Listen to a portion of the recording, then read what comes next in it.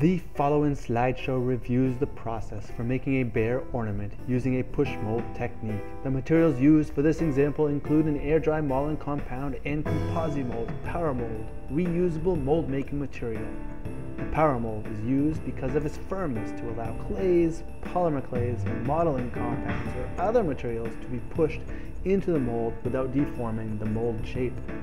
The process begins by placing your object that you want to duplicate in a container. The container acts as your mold box.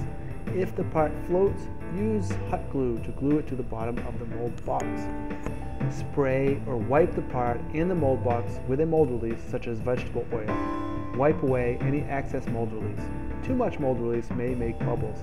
You can also use some bubble buster to reduce bubbles from adhering to your part. Melt the PowerMold in the microwave for a few moments to make it into a liquid. Do not overheat the PowerMold. If the PowerMold does boil, stir away as many bubbles as possible and then let the bubbles float up to the surface before pouring over your part. You are better off pouring the PowerMold when it is cooler because fewer bubbles will remain in the PowerMold during the pour because of the higher viscosity.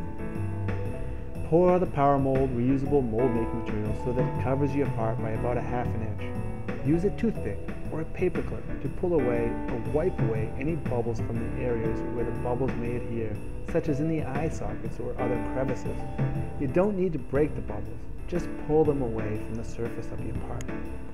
Let the PowerMold cool. To speed up the process, place the PowerMold in the freezer or refrigerator. This part took about 15 minutes to cool in the freezer. Make sure that the entire part is cool before proceeding. Now, pull the PowerMold out of the mold box. Clean up the back edges using a knife or scissors.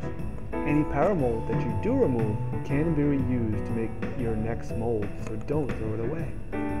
Pull the original shape out of your mold and examine your mold. You are now ready to make your castings in the PowerMold mold. Here, we are using an air dry modeling compound that is lightweight and quick drying. The modeling compound is pressed into the mold, filling all the areas. The technique shown here uses a single ball that is pushed into the mold, but it may be easier to use small pieces pushed into any areas that need any special attention to be filled, such as the ears or arms of the bear.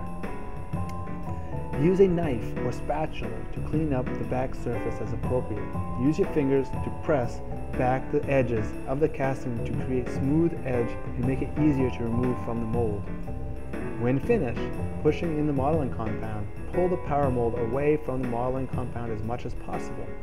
This reduces the tension placed on the castings and reduces deformation. This process is a great way to make duplicates rapidly and with amazing details. The parts can be painted or finished in any way that you like. When you are finished with your mold, the PowerMold can be remelted to make new molds. Here are some examples of other parts molded and cast using the push mold techniques that we just discussed using ComposiMold and PowerMold. Thank you so much for watching, and please let us know if you have any questions or comments. You can also find more information if you visit www.composimold.com. Thank you.